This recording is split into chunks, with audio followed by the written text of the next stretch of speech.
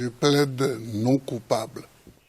Je ne reconnais pas ces charges, par conséquent, je plaide non coupable. Merci. Non coupable. C'est ce qu'ont plaidé Laurent Gbagbo et Charles Blé Goudet à l'ouverture de leur procès conjoint.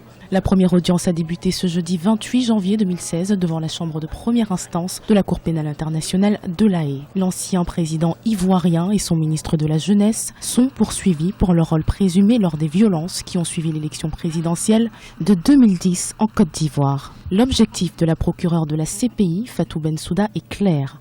Prouver que l'ex-président ivoirien a planifié et ordonné une série d'attaques meurtrières dans le but de se maintenir au pouvoir après l'élection présidentielle de 2010. Le procès a débuté par la lecture des charges portées à l'encontre des deux accusés. La Chambre conclut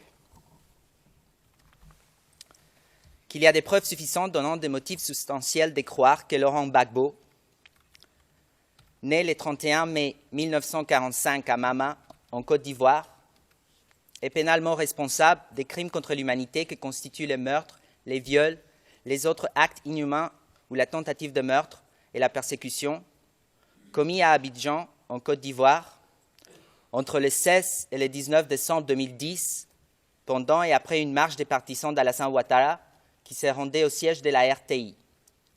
Le 3 mars 2011, lors d'une manifestation des femmes à Abobo, le 17 mars 2011, par bombardement au mortier dans le secteur densément peuplé d'Abobo, et le 12 avril 2011, ouvert cette date à Yopougon, et ce, en vertu de l'article 25.3a du statut, pour avoir commis ces crimes conjointement avec des membres de son entourage immédiat et par l'intermédiaire des membres des forces pro-Gbagbo, ou en vertu de l'article 25.3b, ou en vertu de l'article 25.3d du statut, pour avoir contribué de toute autre manière à la commission de ces crimes.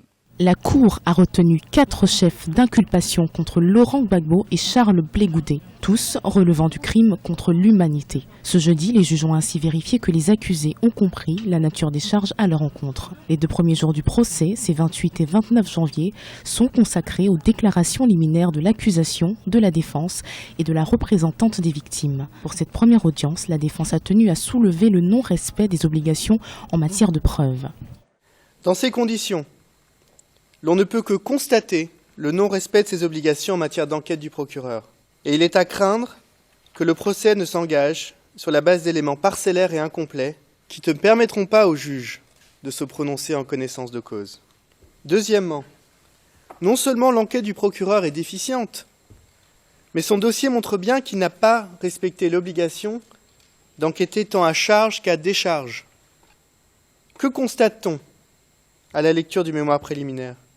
Que le procureur a sciemment ignoré les éléments de preuve qui pourraient constituer des éléments à décharge. Cette attitude du procureur est d'autant plus regrettable que la défense avait apporté de nombreux éléments dès l'audience de confirmation des charges, mettant en cause le narratif du procureur. Pendant plus d'1 an, les enquêteurs de la CPI ont examiné près de 22 000 pages de preuves et les déclarations de 108 témoins. Lundi 1er février marquera le début de l'audition des premiers témoins. Suivra ensuite la première partie du procès consacrée à l'accusation. La procureure Fatou Bensouda a demandé au moins 522 heures d'audience pour présenter près de 5 300 éléments de preuve.